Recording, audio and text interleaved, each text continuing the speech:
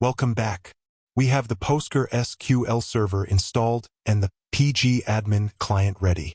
The next crucial step is installing the official Python library that allows our code to communicate with the PostgreSQL database, psycopg2. 1. Introducing psycopg2. This library is the most popular PostgreSQL adapter for the Python programming language. It is a robust and widely used connector that implements the Python DB API, or Database API, standard. This means that once you learn how to connect and use a cursor with one database, you already know the general process for all others. 2. Installation command. Open your terminal.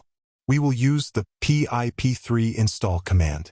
Note that we are using the psycopg2-binary package. This version is precompiled and easier to install across different operating systems, avoiding potential compilation errors you may encounter with the regular psycopg2 package. 3.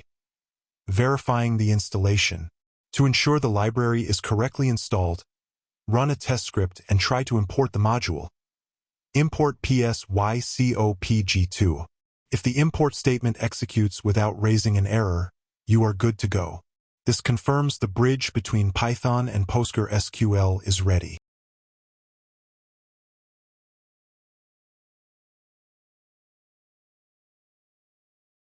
To summarize, all our tools are in place. Our next lecture 29.05. Set up the database. See you there.